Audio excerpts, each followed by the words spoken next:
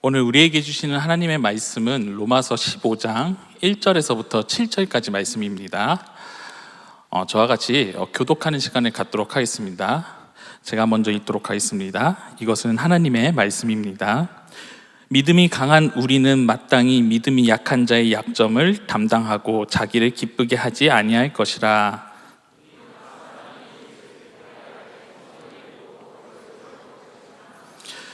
그리스도께서도 자기를 기쁘게 하지 아니하셨나니 기록된 바 주를 비방하는 자들의 비방이 내게 미쳤나이다 함과 같으니라. 무엇이든지 전에 기록된 바는 우리의 교훈을 위하여 기록된 것이니 우리로 하여금 인내로 또는 성경의 위로로 소망을 가지게 함이니라. 이제 인내와 위로의 하나님이 너희로 그리스도 예수를 본받아 서로 뜻이 같게 하여 주사 한 마음과 한 입으로 하나님 곧 우리 주 예수 그리스도의 아버지께 영광을 돌리게 하려 하노라. 다 같이 읽겠습니다. 그러므로 그리스도께서 우리를 받아 하나님께 영광을 돌리신과 같이 너희도 서로 받으라. 아멘. 우리 사랑하는 여러분, 혹시 나 혼자 산다라는 프로그램 여러분 한 번쯤 보셨을까요? 아마 여러분들이 한 번쯤 보셨을 예능 프로그램이라고 생각을 합니다. 이 프로그램이 단순한 예능이지만 사실 우리 사회에 던지는 메시지는 결코 가볍지는 않습니다. 제가 그 대학원 시절에는 혼자 밥을 먹고 혼자 취미 생활하고 혼자 여행을 하는 것이 굉장히 외롭고 어색한 일처럼 여겨졌습니다. 근데 요즘은 내가 혼자 삶을 즐기고 내가 밥 먹고 취미생활, 운동생활 하는 것이 자연스러운 일상처럼 여겨지는 시대를 살고 있다는 거죠. 그래서 이 나 혼자 산다라는 이 프로그램이 처음에 방영이 되었을 때 많은 사람들에게 좀 인기가 있었던 시기가 있었습니다. 왜 그러냐면 사람들로 하여금 그 혼자 사는 삶의 긍정적인 모습을 잘 비춰줬기 때문입니다. 오늘날 많은 사람들이 관계에 대한 많은 어려움과 좀 피로감을 느끼고 있습니다. 그래서 우리가 회사나 어떤 공동체에서 사람 간의 관계를 맺는 것이 때로는 피로하고 피곤한 일처럼 생각이 될 때가 있는데요. 근데 이 프로그램은 그런 관계의 피로로부터 벗어나서 나만의 즐기는 그 혼자만의 자유를 누릴 수 있는 그런 즐거움을 보여주는 프로그램이었다는 것입니다. 오늘날 많은 청년들이 우리가 살고 있는 이 시대를 피로사회다라고 그렇게 규정하고 있습니다. 우리한테 너무나 사람 간의 관계를 맺고 누군가를 만나고 대하는 것들이 너무나 힘들고 피로하다라는 것이에요. 그런데 이런 피로와 힘든 것들, 관계에 대한 피로가 사실 우리 교회 안에서도 있습니다. 여러분들이 많은 기대를 갖고 교회 생활하고 또 청년 생활을 하는데 대부분의 사람들이 이 청년부에 대한 굉장히 큰 기대가 있지만 또 한편으로는 관계에 대한 어려움 때문에 시험에 들기도 한다는 거죠. 야, 교회가 예수 믿는 사람들의 모인 곳이라 그랬는데 어떻게 세상 사람들보다 더하냐? 정말 예수 믿는 곳 맞아? 라고 반응을 보이는 청년들도 있다는 겁니다. 제가 처음 그 교회 사역을 나갔을 때, 전도사 시절 때 첫 교회에서 그 사역을 하는 중에 권사님 한 분과 집사님 한 분이 계셨습니다. 어떤 다른 집사님이 화원 일을 하셨는데 교회에 제 키의 한 절반 정도 되는 그 화분을 4개를 기증을 하셨습니다. 그래서 권사님과 집사님이 토요일 오전에 주일날 강대상에다가 이 화분을 놓을지 아니면 식당에 놓을지라는 것을 놓고 이렇게 의견이 갈리게 되었습니다. 저는 그때 당시에 옆에 있었는데 그냥 두 분이서 잘 알아서 이야기하시면서 조율하겠지라고 생각을 하고 저는 방송실로 가서 내일 주일 예배를 위한 자막을 제가 미리 타이핑했습니다.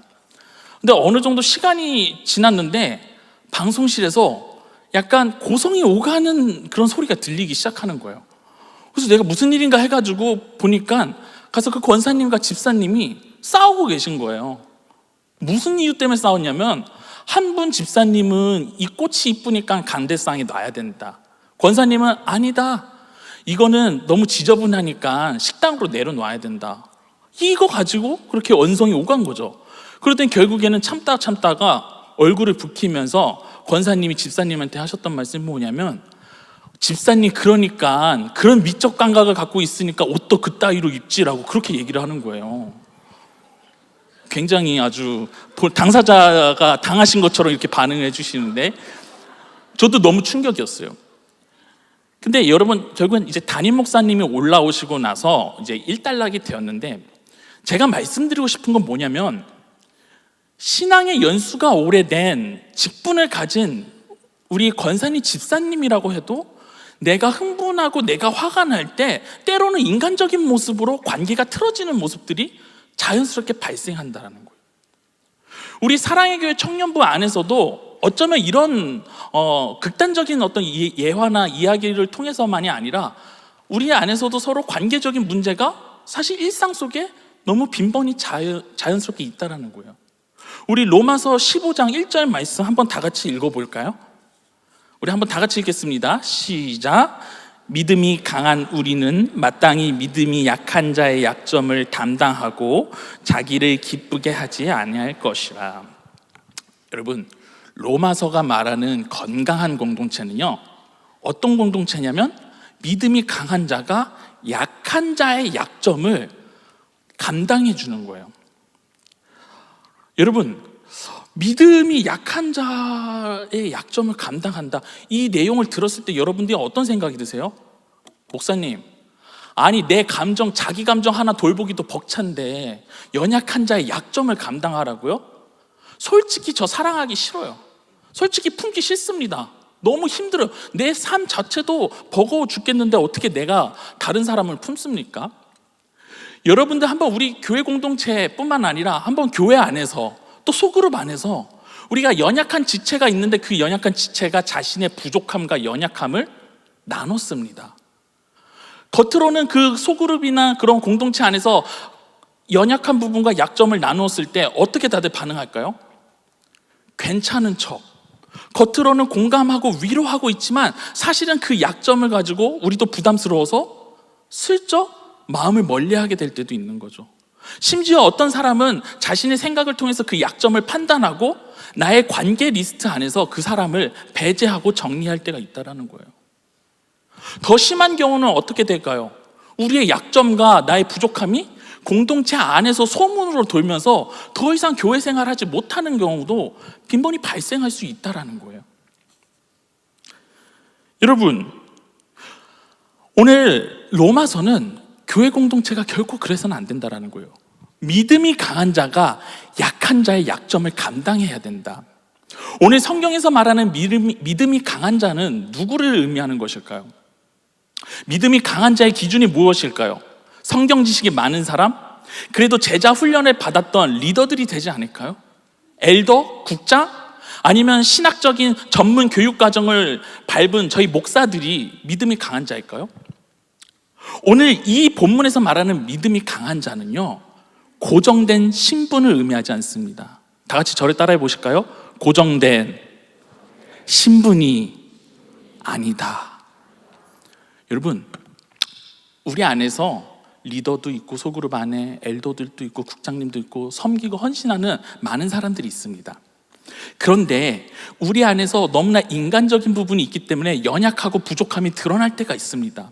근데 그 연약하고 부족한 면이 드러났을 때 같은 청년이라도 그 연약함과 부족함을 품어주고 진심으로 사랑할 줄 아는 사람이면 그 순간 그 사람이 믿음이 강한 자가 되는 것입니다.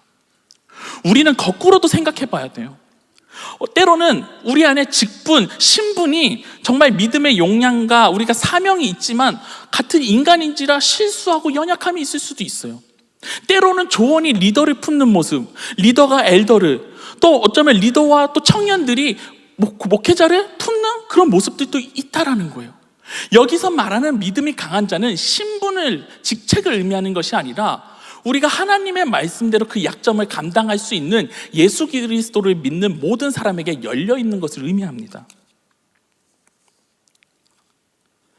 우리가 누군가를 품는다는 거, 사랑한다는 거 매우 쉽지 않은 일입니다. 그런데 바울은 우리에게 똑똑히 말하고 있어요. 믿음이 강한 자가 품어주라, 감당해라.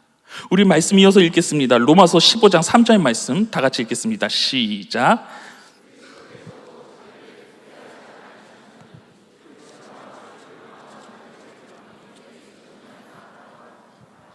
아멘.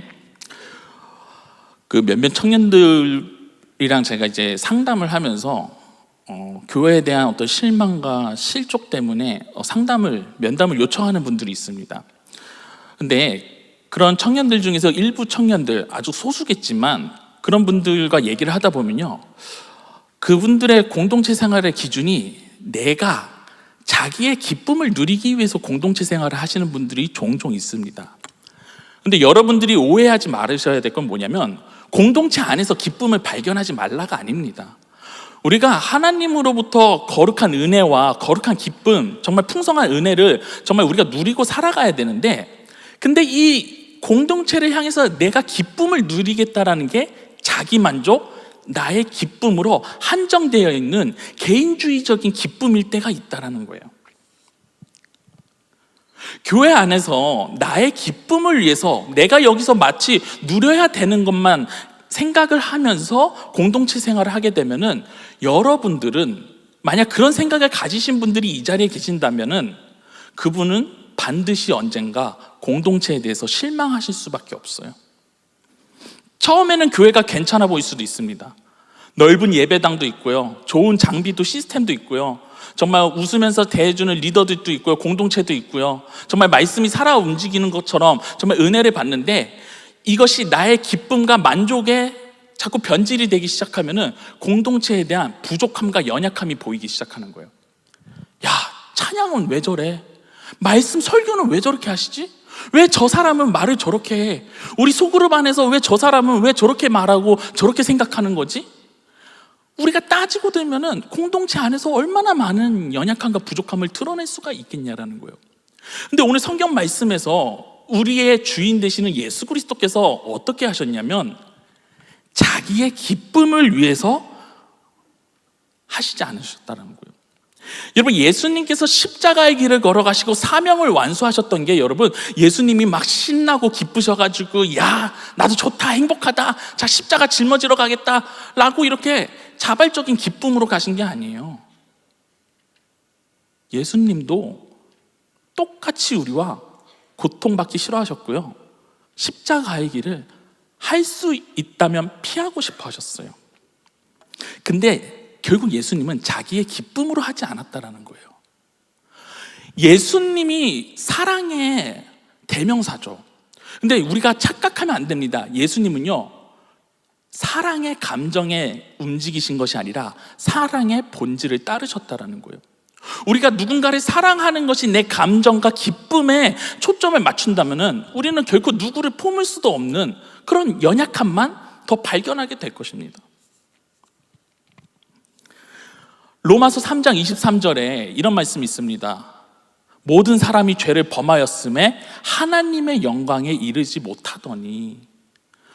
오늘 이 자리에 계신 분들 중에서 혹시 목사님, 저는 지금까지 살면서 단 한 번도 죄를 지은 적이 없습니다 하시는 분들은 손 들어보세요. 손 내리세요. 네, 혹시나 한 분 있으면은 제가 정죄를 하게 될 것 같아가지고, 예. 모두 다 우리가 죄인이에요. 여러분, 죄인들이 모이고 연약한 사람들이 모인다면은 그 공동체는 완벽함에 가까울까요? 부족함에 가까울까요? 부족함에 가까운 거예요. 우리가 기억해야 될 것이 있습니다. 그렇다고 해서 우리가 그 부족함에 따라서 내 지금 수준에 만족해야 된다는 것이 아니라, 우리가 당연하게 감수하게 되는 그 불편함과 어려움을 능히 감당하면서 사랑이라는 아름다운 관계의 작품을 만들어가는 것이 바로 교회라는 것입니다. 어떤 것이요?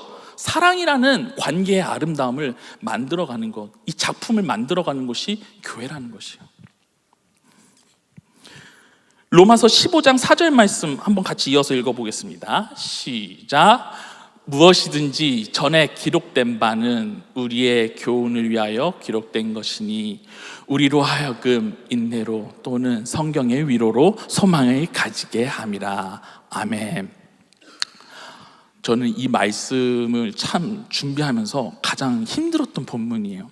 첫 번째, 인내라는 단어를 들었을 때, 또 참아야 돼? 여러분들은 누군가를 품고 누군가를 사랑하는 게 많은 인내가 요구가 되죠. 목사님, 얼마까지 참아야 돼요? 우리 몇몇 리더들이 정말 몇몇 청년들 힘들게 할 때마다 목사님 언제까지 참아야 돼요? 우리가 더 참고 사랑해볼까? 지금까지 잘 참아왔잖아요. 더 이상 못 참겠어요 목사님. 이렇게 하소연하는 분들이 많아요. 근데 하나님께서는 우리로 하여금 이 공동체 가운데 인내하게 하시고 성경의 위로와 소망을 갖게 하시려고 한다고 했어요. 저는 이 세 단어가 너무 안 어울리는 거예요. 인내, 위로, 소망. 제가 좀 T라서 논리적으로 연결이 잘 안 되니까는 굉장히 좀 헤맸어요. 근데 제가 기도하면서 이 본문에 대한 하나님께서 주신 어떤 묵상의 은혜가 있었는데요. 여러분, 인내라는 거는 내가 분노를 누르고 내 감정을 억제하고 절제하는 심리적 자기조절이 아닙니다. 여러분, 인내, 여기서 말하는 인내는요, 하나님이 나를 참아주셨다고 하는 데서부터 오는 힘을 말하고 있는 거예요. 내가 누군가를 품어야 될 때, 내가 품는다고 할 때 이미 그 상대방 연약한 자와 나의 관계가 굉장히 높은 사람과 품어야 될 대상의 연약한 사람의 관계로 생각될 수 있지만, 그 전에 부족한 나, 연약한 나를 하나님께서 먼저 참아주셨다라고 하는 그 기억에서부터 시작을 해야 된다는 거예요. 성경의 역사는요, 인내의 역사입니다. 하나님께서 부족한 인간들, 연약한 인간들을 어떻게 하셨죠? 끝까지 품으시고 기다리셨다라는 거예요. 마찬가지로 지금 앉아 계시는 여러분들을 하나님께서는 계속 품으시고 지금까지 기다리셨습니다. 그렇게 될 때 우리 안에 위로가 생기는 거예요. 내가 아무리 못나고 부족해도 하나님은 나를 끝까지 품어주시는 분이구나. 내가 그 위로를 얻게 됐을 때 비로소 누군가를 내가 품을 수 있는 마음의 여유가 생기는 거죠. 그리고 우리가 어떻게 소망을 품을까요? 내가 이렇게 부족한데도 품어주셨던 하나님이 앞으로도 나를 인도하시고 품어주실 거야 하는 소망이 생기는 거예요. 사랑하는 우리 청년 여러분들이 하나님을 기억하셨으면 좋겠습니다. 여러분들의 문제와 여러분들의 질구와 부족함과 연약함마저도 품으셨던 그 하나님의 사랑을 우리가 먼저 기억했으면 좋겠다라는 거예요. 우리는 이젠 깨달아야 돼요. 내가 행동하기 이전에 내가 받았던 것을 먼저 기억하고 깨달아야 된다는 거예요.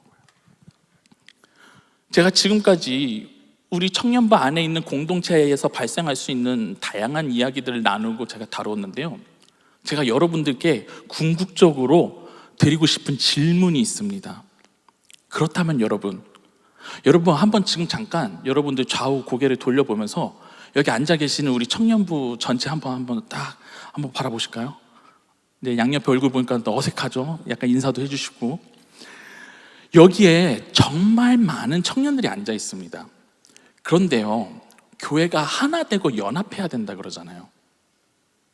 근데 우리 청년부, 사랑의 교회 청년부가, 이 많은 인원들이 정말 하나 될 수 있습니까? 아멘.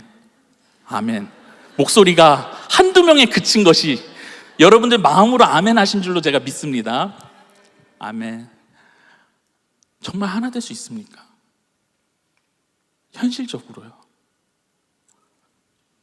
전 말씀을 한번 읽었으면 좋겠습니다. 우리 5절 6절 말씀 다 같이 읽겠습니다. 5절 말씀 시작. 이제 인내와 위로의 하나님이 너희로 그리스도 예수를 본받아 서로 뜻이 같게 하여 주사 한 마음과 한 입으로 하나님 곧 우리 주 예수 그리스도의 아버지께 영광을 돌리게 하려 하노라. 한 마음 한 입 될 수 있습니까? 제가 눈대중으로 봐도 한 1000명 넘는 입이 보이는데요, 정말 우리가 한 마음 될 수 있을까요? 우리 안에서 어쩌면 안 될 거야 하는 불신이 있지 않습니까? 오늘 본문 말씀에서는 한 마음 한 입이 될 수 있는 방법을 말하고 있습니다. 우리가 읽었던 말씀 중에서요. 그것이 어떤 방법일까요? 너희로 그리스도 예수를 본받아 서로 뜻이 같게 하여 주신다라는 거예요. 예수 그리스도를 본받음을 통해서 우리가 하나 될 수 있다라는 겁니다. 이것은 그냥 우리가 예수님을 닮아가야지라고 하는 개인의 영성 차원을 의미하지 않습니다. 공동체적으로 서로가 하나 되기 위한 가장 유일한 길이고 가장 현실적이고 빠른 길입니다. 제가 PPT를 준비했는데요, PPT를 좀 띄워주실까요? 제가 이렇게 PPT 준비했는데 이 동그라미 원이 굉장히 힘들었어요, 여러분. 제가 기술이 부족해가지고 교회 이 원이 여러분 동그라미가 교회입니다.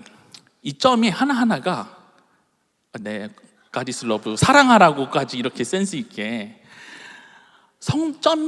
저기 찍은 게 성도 한 명 한 명을 의미하는 겁니다. 근데 이 교회 안에서 서로가 하나 돼야 되는 거죠. 다음 페이지. 그래서 제가 보라색으로 이렇게 표시를 했는데 저 보라색이라고 하는 한 성도가 만약에 왼쪽으로 누군가에게 다가가고 품고 사랑한다면 어떤 일이 일어날까요? 다음 페이지. 그렇죠.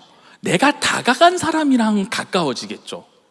근데 반대로 내가 다가가면은 반대편에 있는 누군가하고는 어떻게 될까요? 멀어지게 되는 거예요. 그렇게 되면 어떻게 되냐면 다음 페이지.